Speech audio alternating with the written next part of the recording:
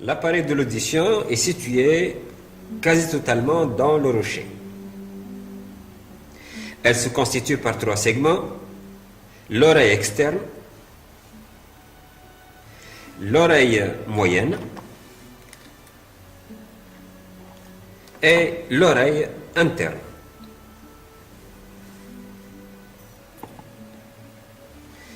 L'oreille externe se constitue à son tour par l'auricule,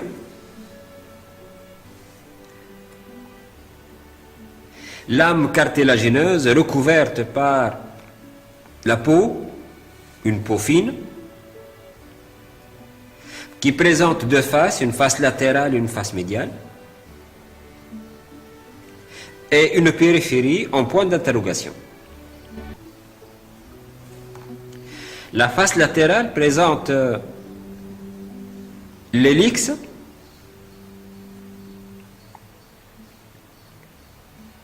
la gouttière de l'hélix,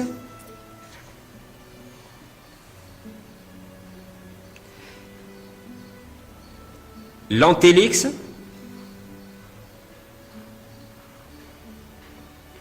la fosse naviculaire, la conque, le tragus et l'antitragus. L'extrémité inférieure de l'auricule est dépourvue de squelette cartilagineux. Ça s'appelle le lobule de l'oreille. C'est une zone de convergence nerveuse.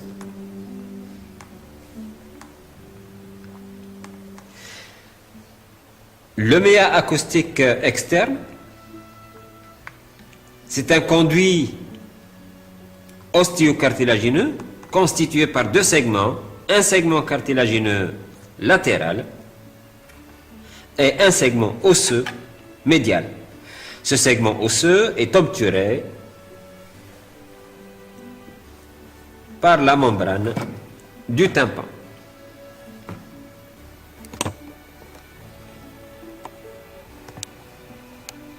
La membrane du tympan, au fond, membrane circulaire, au fond du méa acoustique externe, le méa osseux.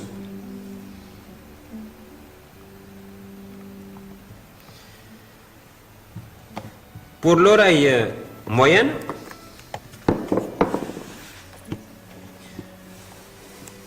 c'est une fente transversale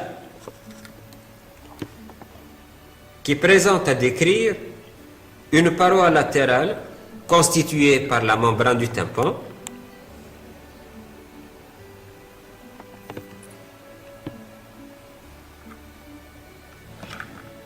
il s'agit là de la paroi latérale de l'oreille moyenne.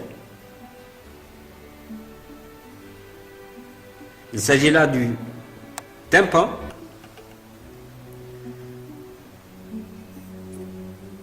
Là, c'est l'ombilique du tympan.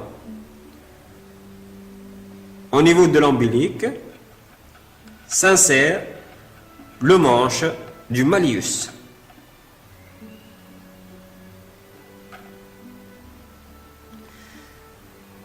La paroi médiale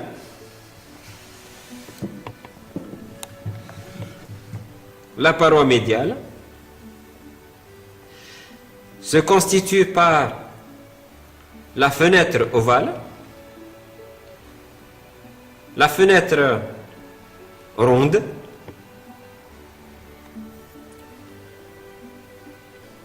et au niveau du bord supérieur, on a le relief du canal facial.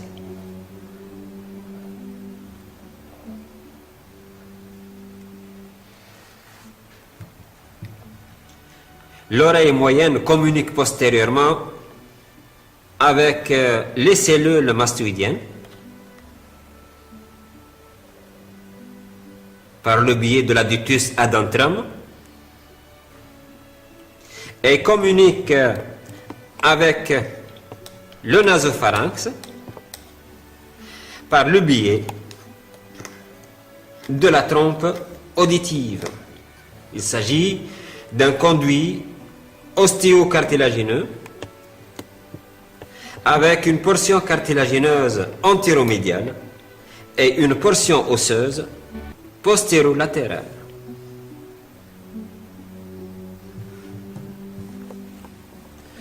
Une série d'osselets se trouve dans l'oreille moyenne,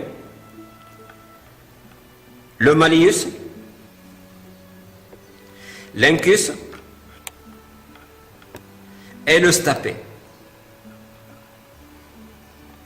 Ces pièces osseuses sont articulées entre elles par des articulations de type diarthrose, avec naturellement des capsules, des ligaments et des muscles mobilisateurs de ce système d'osselets.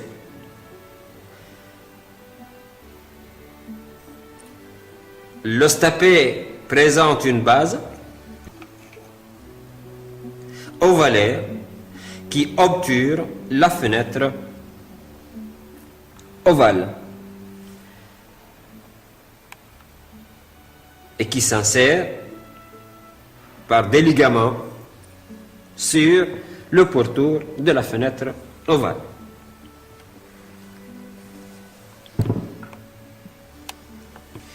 L'oreille interne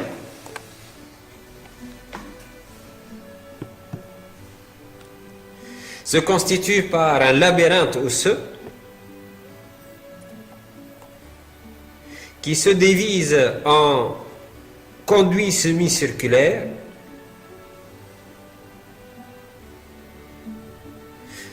appareil responsable de la détection de la position de la tête par rapport au corps,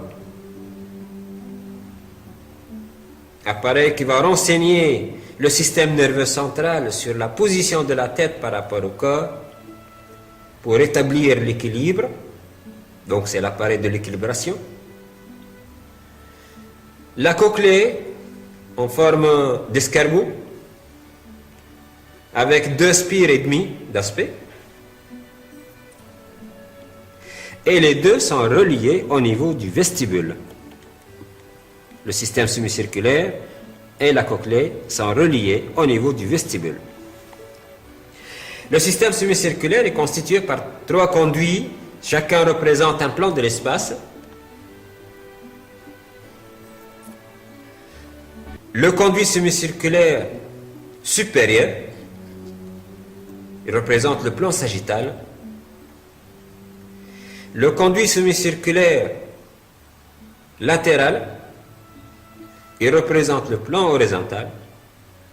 Et le conduit semi-circulaire postérieur, il représente le plan frontal. Alors, un rapport important de l'oreille interne, c'est le canal facial, conduit intrapétreux, qui se constitue par 3 segments, un segment labyrinthique qui surplombe le vestibule et qui passe entre le système semi-circulaire et la cochlée, un segment tympanique qui longe le bord supérieur de la paroi médiale de l'oreille moyenne,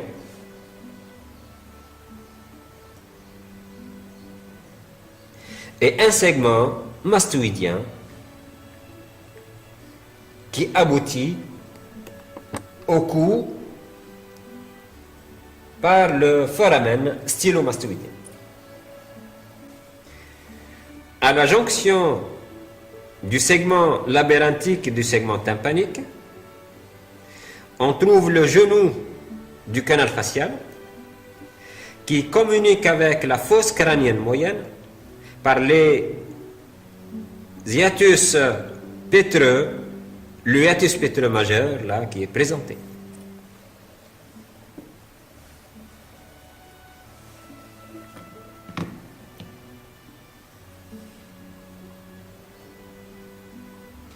le hiatus pétreux majeur qui véhicule le grand nerf pétreux.